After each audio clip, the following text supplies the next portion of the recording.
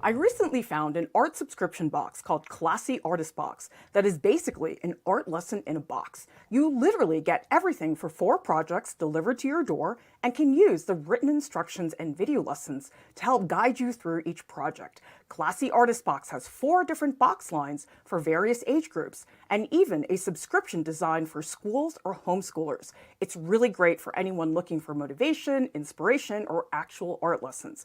Plus, you'll have access to 2.5 years worth of video lessons to enjoy as a member. You can even order an art kit called Proj Packs for an at-home art party. They cover a wide range of art media, which means you get to sample a wide variety of art materials and explore new ways to create. This members-only subscription box is owned by a licensed art teacher and ships to the United States, Virgin Islands, Puerto Rico, and Canada. I recommend checking them out at classyartistbox.com. Hello, everybody. Today we are doing a draw along focusing on foreshortening female legs.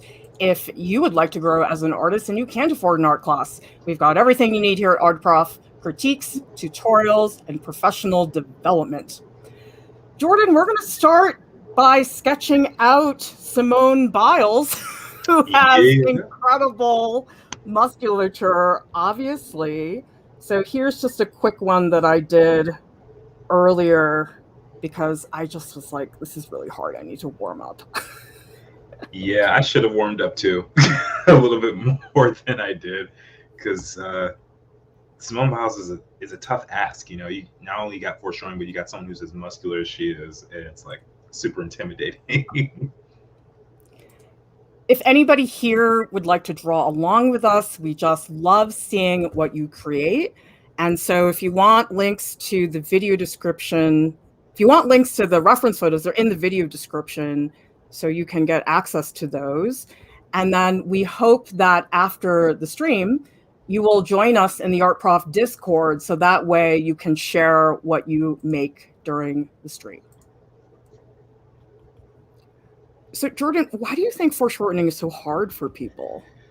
I think because it is generally seen at such extreme angles, and we're not used to that. Like, we're so used to seeing people like straight up and down, like in conversation or something. Most people don't have things coming at them or going away from them at a in such a degree where we have to focus on it a lot. So yeah, I think that's a lot of it, honestly.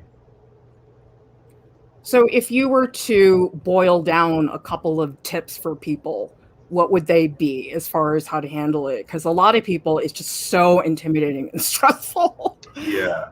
I would. So one is overlapping. I think that's a huge one.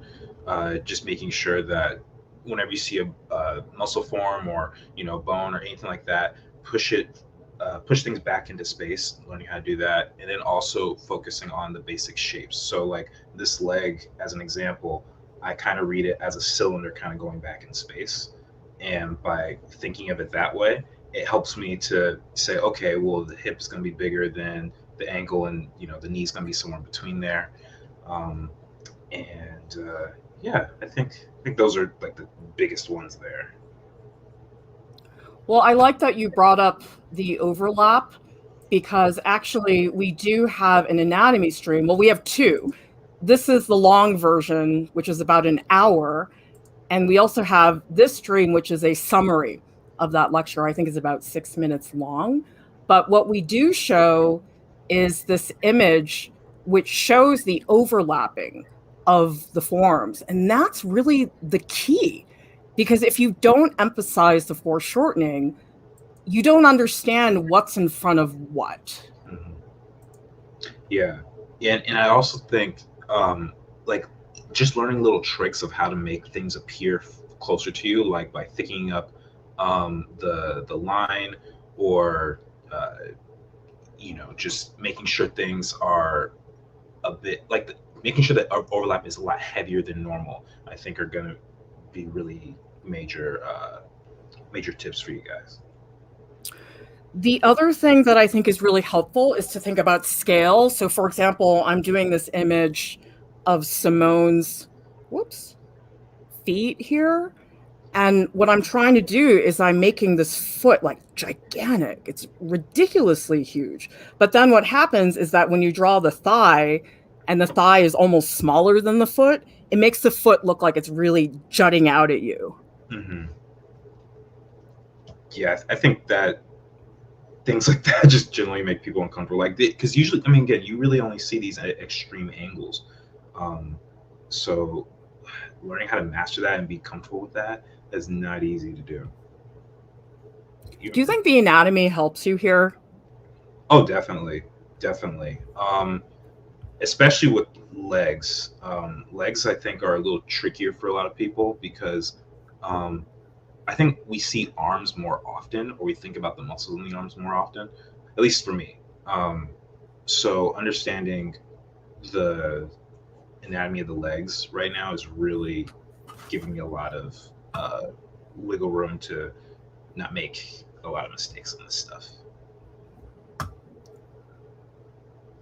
So we have a comment here from Maria who says, my problem is the quote, it has to look right mindset, but foreshortening is weird in itself if you think about it. Yeah, I mean, look at the photos of Simone Biles. It's like, is that even a leg? Like, they're so weird looking, aren't they? Yeah, it's trippy. It's really, really trippy. There are times where it doesn't look like the object it's supposed to be. And that's the other thing about foreshortening is it sometimes just feels wrong, but it's technically correct. Like if you were to trace over it and do it and lay it over, you would find that it's the right way to do it. But again, it just doesn't compute with our brains half the time. That's so true. I mean, you could trace it right now and it would look messed up. By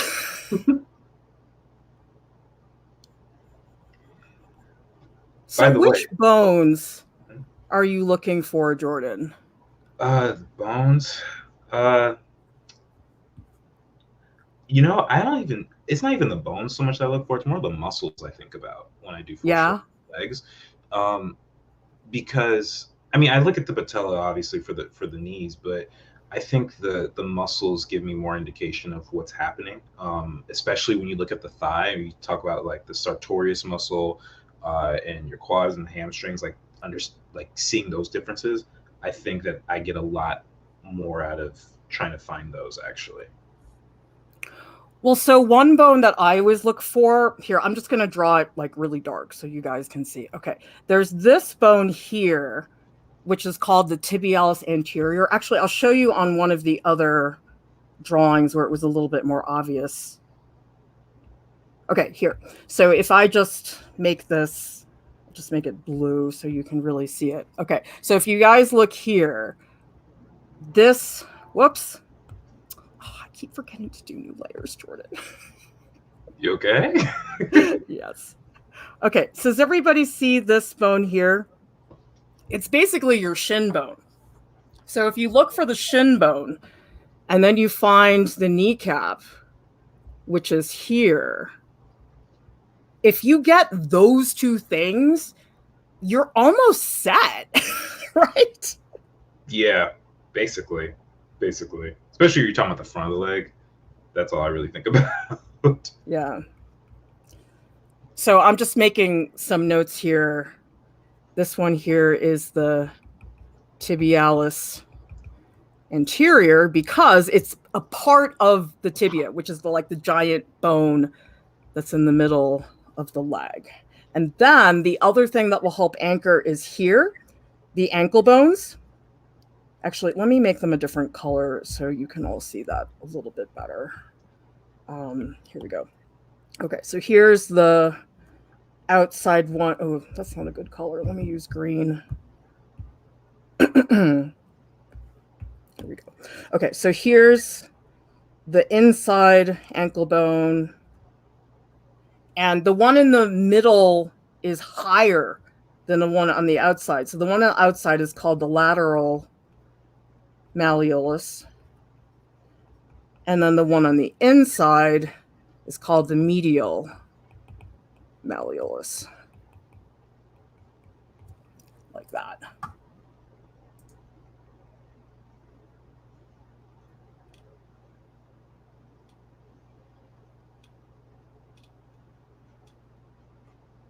So Cospa Life is saying, funny part is I always think foreshortening looks weird. When it's done incorrectly, you can really tell it looks almost more strange. So it has to be done just right. Really? Because I just throw that out the window. Do you?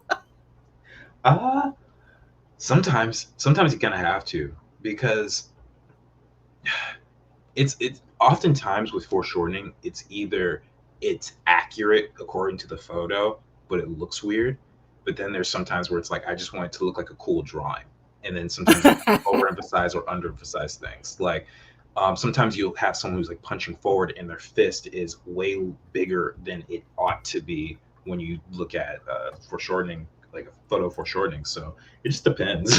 Like you kind of have to make up the rules as you go. And sometimes what I do actually is I measure a little bit. Like, you know how people will cite when they're doing a live drawing and they'll kind of stick their arm out straight and have their pen like this and do all that and they'll measure. Sometimes you have to do stuff like that too in order to figure it out.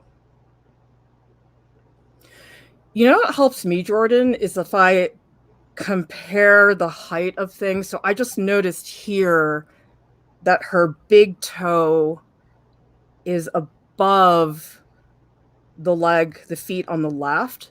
So let me just make this really clear. So that's her big toe here. And let me just block in very generally the row of toes, because you do have to group the toes. Don't you find that if you try to draw them individually, you're sort of screwed? Yeah, I usually kind of have the big toe, the pinky toe, and then the three in the middle are kind of just the same. They're all doing the same thing. Right. Okay, so here's the big toe, but then the other big toe, it's like way underneath. And I noticed before that I had it too high, so they were like overlapping, which is not the case. And now I'm also looking at the angle of these feet. They're a little bit more diagonal, like I'd drawn them a little bit too straight across. So I find just exaggerating stuff, it actually makes it easier. Isn't that weird?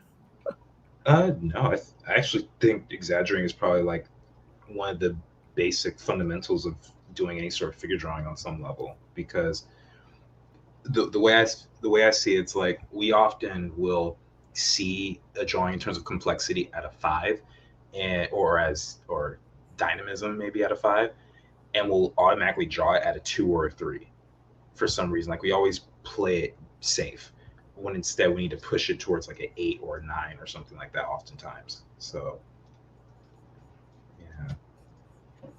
I do find that if I try to draw the image as it is, it's not enough. Like I really have to say, okay, do it too much. And that's when I can get it better. Isn't that strange that you have to exaggerate in a way? Yeah, it is weird. It is weird. I'm not sure what the connection in everybody's brain is to automatically do that, because I think most artists struggle with that exact same thing.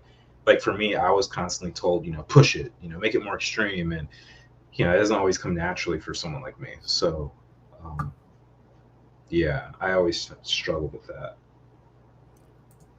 This is a good comment from Oh No Typos. I love foreshortening because it forces you to look at the shapes instead of relying on our preconceived idea of what a body should look like. Yeah, because you have to observe. You can't make these cube things and be like, oh, I can just fill in the blanks. Like you have to look really hard. Hmm. Yep, I totally agree. And again, going back to knowing the anatomy, like knowing what you're drawing is going to make it so much easier for you if you're like, oh, that's the calf muscle, that's the gastrocnemius, like that's going to make a huge difference, versus like seeing a lump of skin, you know, just the way you focus on it is going to change everything. Also, you have to be willing to make changes. Everybody see here is why I initially drew the side of her torso. And I realized, dude, that is a really thin torso. So now I'm moving it over a lot. And I also noticed that the left leg grew. And so I have to fix the right leg. Like you grew in length or like in terms of muscle? What do you mean? It's so tiny now, the leg on the right. So I had to just like redraw it pretty much. Oh, I see. I mean, that's a good argument for why you should be drawing things together. Like, don't just draw the left leg, finish it, and then move on to the next one. Like, you have to jump around a little bit more to make sure that the proportions are still functioning. Mm-hmm. Every time I draw something, I have to do like the entire thing first before I get to darkening any lines. Maybe one day I won't have to do that. That'd be really cool, but I don't expect that for a very long time. So yeah. I wouldn't hold your breath on that one. No, I am not. I am still moving forward with everything. Exactly. Let's see. So here's a good observation from Lisa H, who says, I think you need to ignore anatomical dimensions. Draw what you see, not what you know. Yeah, because all of the proportions, they go totally out the window. Like, you could normally say to yourself, okay, thighs about this length compared to the lower leg, but it's like, that does not exist anymore. It's gone. Yeah, I don't do it based off of the standards like the 7.5 or 8 head cannon or anything like that. Like how many heads tall a person is. It's always like, okay, this foot is the size of this thigh, like that kind of stuff. That's how I judge it, and it has nothing to do with the actual size. So one thing that's also helpful is not to just draw the contour. So for example, does everybody see there's this, I'll draw this really dark so everybody can see. There's this muscle here. And this muscle here, if I were to draw this muscle, I mean, God, that's gigantic, Simone. She's amazing. So this muscle that I'm drawing here, that is the vastus lateralis. Oh, shoot, I should do that on a different layer. Right, Jordan? Yes, you should. It's not too late. It's not too late, but yeah, you totally. Okay, let's do a new layer. Okay, so this is what I'm looking at, is this indentation, okay? And then this indentation and this, that's her vastus lateralis. Okay, and then here, that's the kneecap, which is overlapping this muscle there. So it's like, you have to be really clear, like this is the gastrocnemius, which is in front of the thigh. So it's this overlap that all of you want to be looking for.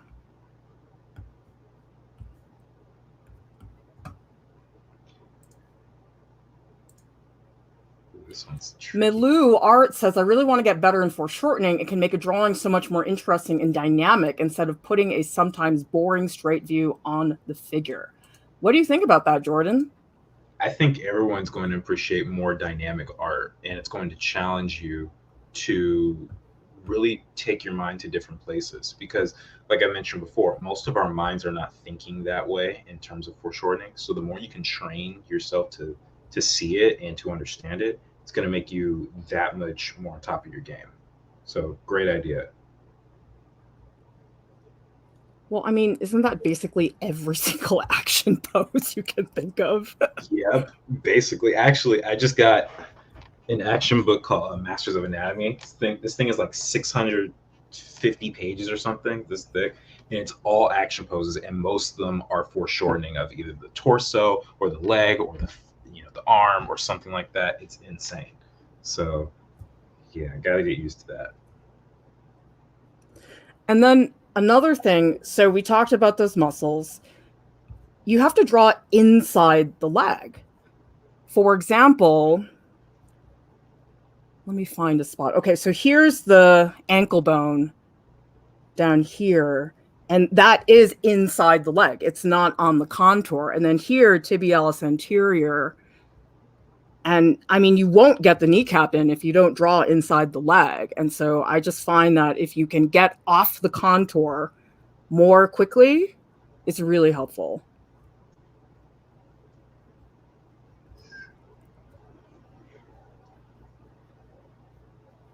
Hey, Jordan, when's the new Spider-Man movie coming out?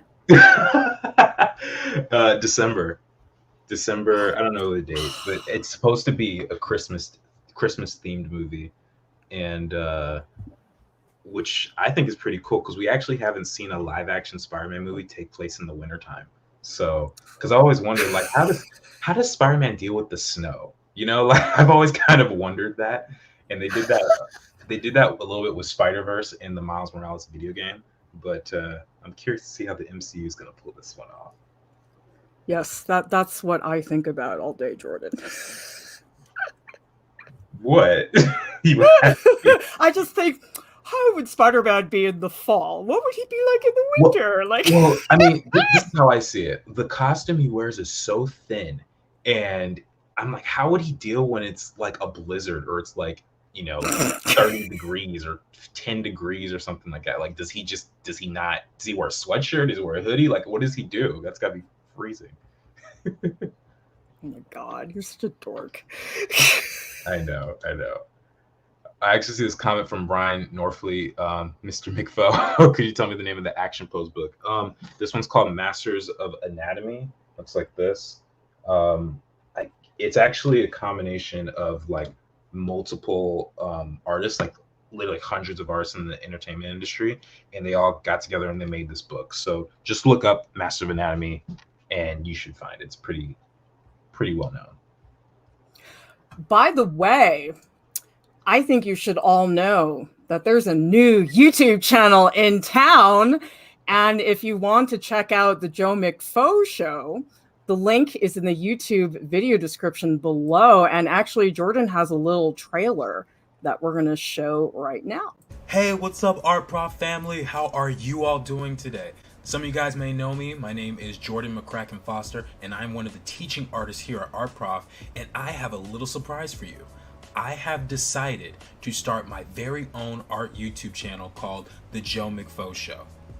Now, I started this channel after months of debating and going back and forth in my head and procrastinating and saying I'm going to do it and then not doing it.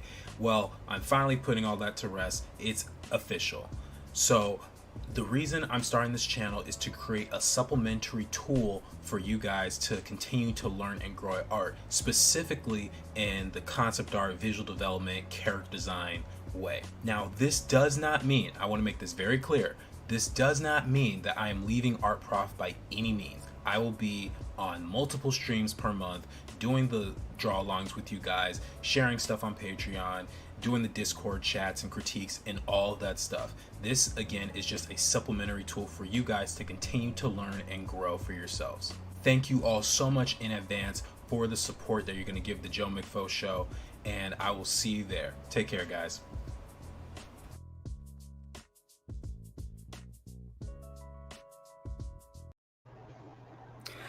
So go subscribe. It's going to be fun. Please do, guys. So, yeah, that was cool. That was fun making that video. Well, now you don't have to have me bossing you around all day. No, I made it very clear. I'm still a part of the Art Prof crew. I'm not going anywhere. You can't get rid of me that easily. You better not. I'm going to go into cardiac arrest. Just don't schedule stream when Spider-Man comes out. We'll just make sure. Oh my God. Make sure we get a free day, and we'll be okay. Oh, you need a day off to watch Spider-Man? Yes, because first of all, it's going to be the final in the trilogy. You know, you had Spider-Man: Homecoming, then Far From Home. This is No Way Home, and it's going to be complete. And I need that in my life. Like, you can see Miles Morales hanging out right over here too. So. So I'm doing this, like, oh my God, this pose is so whack, Jordan. Do you see? Well, I probably have to draw a little bit more. I don't know which one. This is the thigh. Oh, wrong color. Hang on. This is the gastrocnemius. Her feet are all the way up here. Like, isn't this so whack? I'm trying to figure out which pose this is, because they're all like super dynamic. It's number 7, if anybody is wondering, because I labeled them all. Let me scroll to number 7 real quick. Oh shoot. Yeah, I don't blame you. That's Yeah. I mean, just look at her feet, let alone her legs. Simone is making you do some work. She is. I've never had to work this hard on foreshortening. Yeah, even this one is tripping me up. These feet. I just realized that was off screen for you guys. Sorry about that. Yeah, this one's tricky. But I'm gonna just leave this one. I'm gonna leave this one alone, and I'm going to gently push it to the side. Well, so there are a couple sections I want to point out to people. Okay, so here's, oops, I'm going to do a new layer, right? Yes, please. Oh my goodness, for the Okay. all things, do that. So here's her gastrocnemius, okay? And here is the edge of her foot. Now look at this. This is hard to see in the photo. It's a little bit dark, but that's her ankle bone, which is behind the foot. And then here's her gastrocnemius, the calf muscle behind that. So we have 3 overlaps. We have the foot, which is in front of the ankle bone, which is in front of the gastrocnemius. And then the gastrocnemius is in front of the thigh. Oh, that is so whack. And then here's the other gastrocnemius, which has a major overlap over the thigh. It's so weird.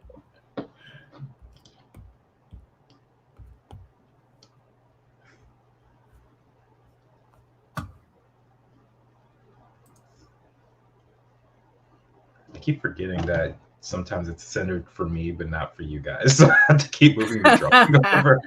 Forgive me if that's happened multiple times. Jordan, we have some theories on Spiderman. Let's see. Slepnir says, I wonder if his long johns would be sticky because of the web materials. Good question. I have no idea. Maria says, spiders are cold-blooded and don't shiver or get uncomfortable in the cold. I think Spider-Man will be fine.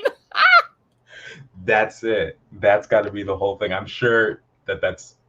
Then why have we done it sooner? I think that would be so cool. Like, I would love to see, like, Spider-Man just, you know, chasing somebody and they slip on the ice and he's, like, totally cool. He's just doing his thing. It'd be hilarious.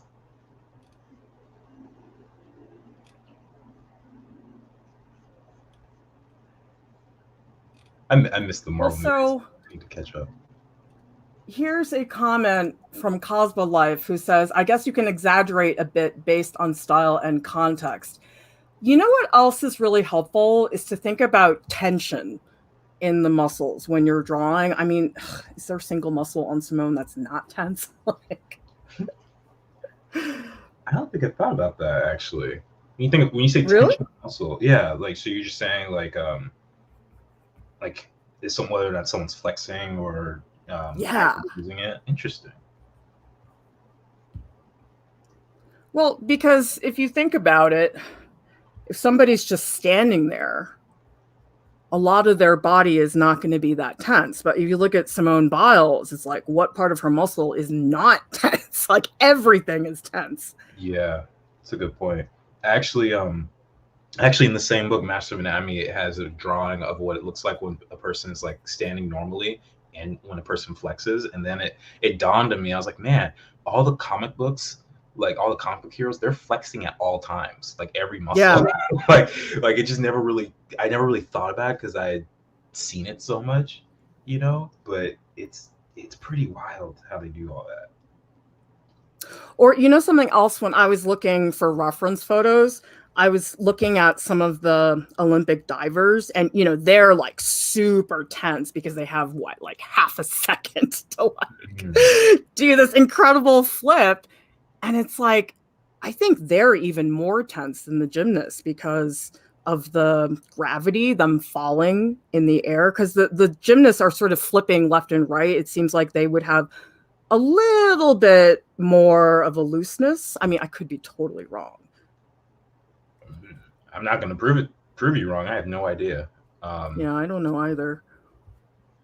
I was always incredibly impressed with gymnasts, the ones who can do it well. Like, oh my gosh, like it's so fantastic to see like how someone can do like 45 flips in about 3 seconds, you know, or just how high they can get off the ground. I love that stuff.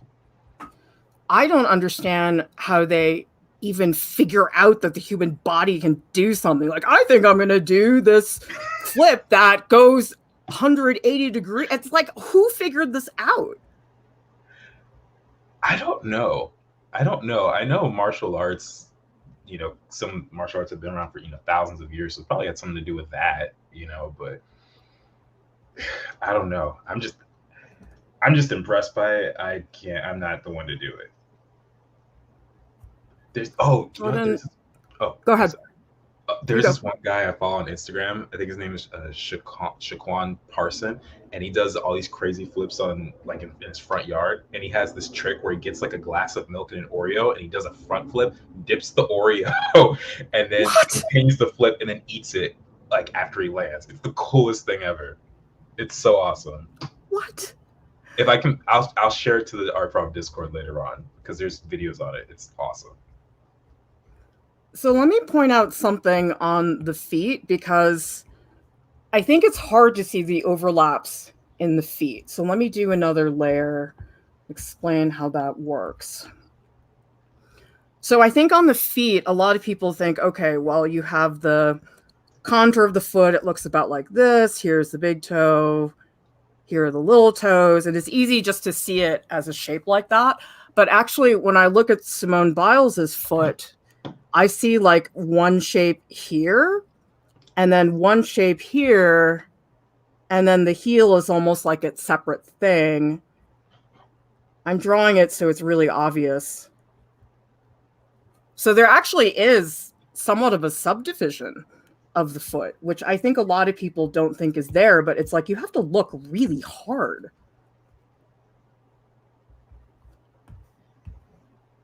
Yeah, for me, there are times when I'm drawing the figure, or even anything. There's a lot of things that are foreshortened, not just the human figure, but especially with foreshortening, I have to look at reference. I don't think it's something I can't really use guesswork on. Like every once in a while, I'll draw a character, and I don't really have reference. I'm like, okay, I kind of know what the arm looks like at this position. Like I've seen it enough to figure it out. But stuff that Simone Biles is doing, nope, that's not happening. I need reference for everything.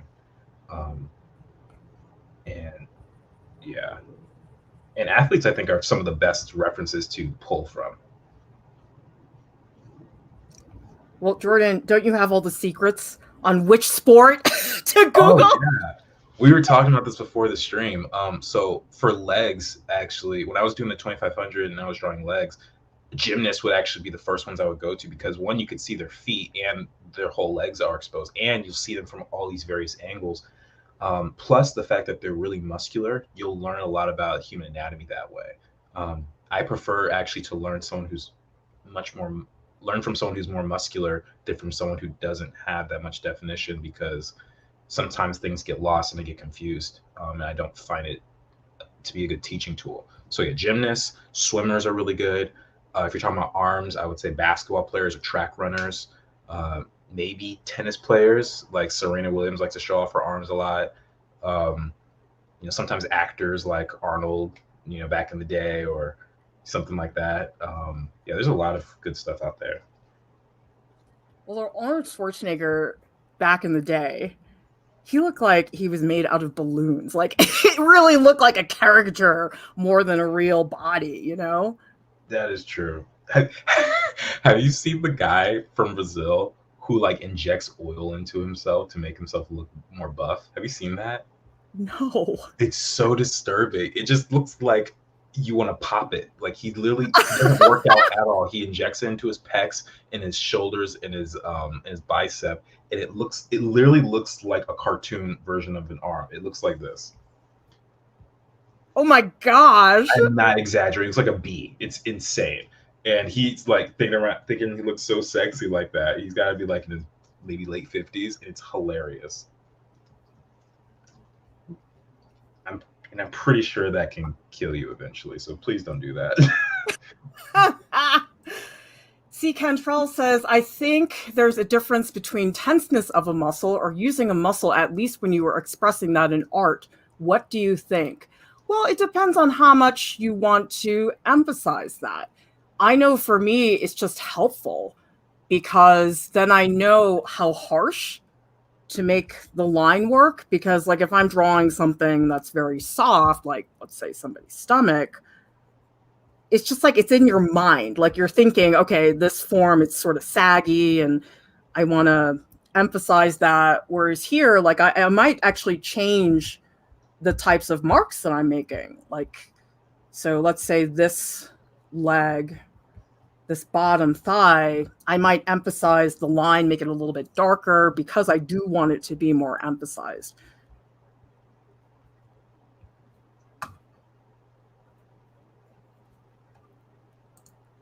And by the way, I want to give a shout out to RB Dick. Thank you so much for the super sticker. We always appreciate your support. Yeah. The bear appreciates you. C. Karam says foreshortening on babies. Oh man, we should have a baby drawing stream, shouldn't we? Yeah, babies are a whole different challenge altogether. I was reading a book that was saying, I think it might have been Drawing the Head and Hands, Andrew Loomis, where he said, if you're going to draw babies, don't even try drawing them from life. They move too much. Just take photos. Please save yourself. Well, it's too bad my kids are grown up. Would have had a total treasure chest of baby photos. You don't have a lot of baby photos of them? I do, but it's like you want them to be a certain way. I don't know. I'm so picky about my reference photos. Like, I don't want just any photo. What kind of pose do you need the baby to be in? Well, I mean, like if I'm doing foreshortening, I want it to be very specific. Oh, I see. The thing with doing babies with foreshortening is like their limbs aren't very long. Like I wonder like how much you'll be able to like really get, and their muscles aren't very defined. Well, yeah, but you know what they have? They have so much fat that the fat like compresses. You know what I mean? Ah, okay. Huh. Well, so one of my kids had really, really fat arms. So on her lower arm, she actually had a fold on her lower arm here because her fat was so much on her arm. Are you serious? Yes. Sheesh. She also had, we used to call them tire tracks on her thighs because they were so big. Tire tracks? Yes. So weird. Oh my goodness, this leg is really looking wonky right now. This is one of those that I'm just like, whatever. This is a tricky one. So I want to welcome Gio, who says, it's my first live. Love you all. Well, we think it's so cool when new people find us. It's very exciting. Welcome to the stream. It's not like when you get on top of on a roller coaster for the first time. Welcome, you know? You know what else helps me, Jordan, is making the line work like a little more bulgy than it actually is. Bulgy? Is that what you said? Yeah. I don't know. Because I just noticed, well, so I was making, let me just draw this on another layer. Okay, so what I was doing before is everybody see this, oops, let me make that a little bigger. Does everybody see this contour here? What I had done earlier is I had made it really straight, more like that. And so what I did was I just pushed it out more so it was a little rounder. And that just makes the form a little bit more pronounced, I think. Oh, yeah, I see what you're saying now. That makes sense. Yeah. Mm-hmm.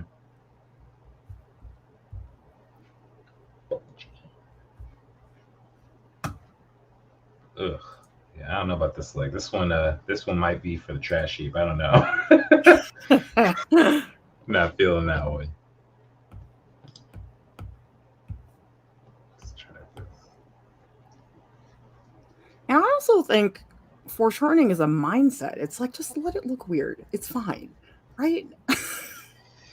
Yeah, there's the perfectionist side of artists that that I think makes it so difficult, because we're always, trying to learn how to improve and make things better. And it's like, oh, this is off, this is wrong. And whether we tell ourselves that, or it's, some, teacher or, mentor or something, I think psychologically we're kind of like messed up in a way trying to figure this stuff out. Well, I think it's because it's just success is not defined for anybody. Yeah. That is true. That is true. And what my husband said, because sometimes I complain to him. Well, not sometimes, like all the time. But when I complain to him, I'm like, oh, I really want this, and this is one of my goals. And he's like, well, once you hit that goal, you just move on to another goal, and you're going to complain about that one. And I'm like, yeah. I've heard that before. Actually, there was a comic book artist named Jason Brubaker, and for maybe 10 or 15 years, he wanted to create a specific project, a series. I think it was called Remind, and he finished after years, 5-6 years working on it. It was successful on Kickstarter and all that stuff. And he said when he finished that project, he was more depressed than he'd ever been in his life, because he didn't know what to do with himself anymore. And oh, really? It was like I don't think he was like hurting himself or anything like that, but he was just like stuck. I think in his words, he probably felt like he didn't have much of a purpose after that, and he had to kind of reinvent like his idea of success and all that. That makes sense. I mean, I definitely have had friends and colleagues who, like, coming off like a really big project, it's like exciting because it's like, oh my God, it's done. But then it's like, you feel like you don't know how to follow up. Yeah. Mm-hmm. I know that happens for music artists too. Like, I know for Michael Jackson, he always struggled with not selling as many albums, or as much as Thriller and his consequent albums, like with Bad and Dangerous and stuff. Because that's got to be tough. Like selling 100 million albums and the other one gets like 50 or 60, and that's still like groundbreaking, but it's like not the same. Well, it's a little hard to top Thriller in terms of numbers. Yeah. No one's done it in almost 40 years. Yeah. So I think we can cut him a little slack there. Yeah. I cut him slack. My favorite music artist, so I'm okay with whatever at this point. I think you and my kid should hang out, because I take her to these horseback riding lessons, and she has this one playlist, and it's all Michael Jackson. And I'm like, do you listen to any other playlist? She's like, no, this is the one I listen to all day. That's it.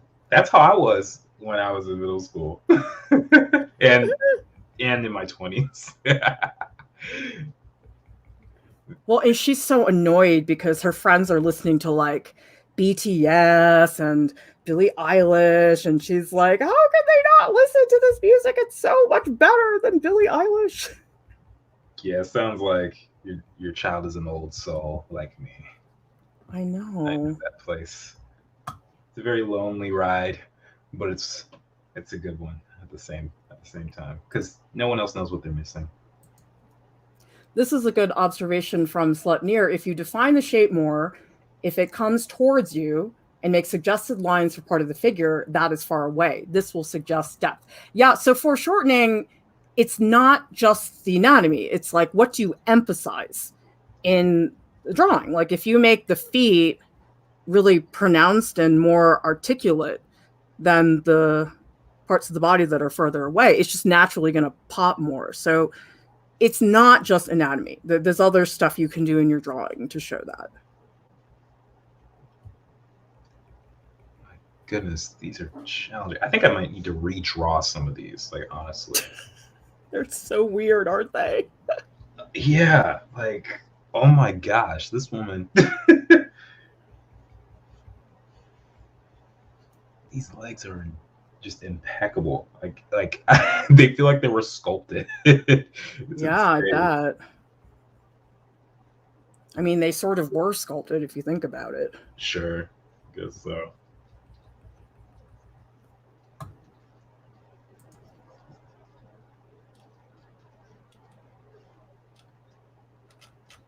Yeah, I have huge respect for gymnasts. No idea how they do all that stuff. Well, you know what's insane is how young they have to start. Like one of the diving people that won a gold medal, she was 14. I'm like, that's how old one of my kids is. Like, how do you have that level of discipline? Like, it just seems nuts to me. Like, I couldn't even get my kids to practice violin for like 10 minutes a day. I don't know. And even at 14, I love doing art, but I certainly wasn't like the Olympic Really? you know, like it just I don't actually understand either. It's really bizarre to me.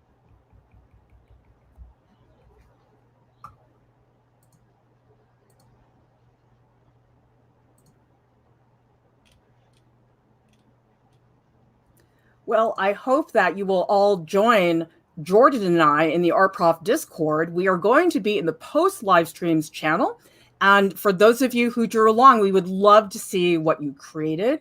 And a big thank you to our top Patreon supporters who give us the resources that we need to stay up and running. And thanks so much to everybody who joined us for this stream. We'll see you next time. Bye.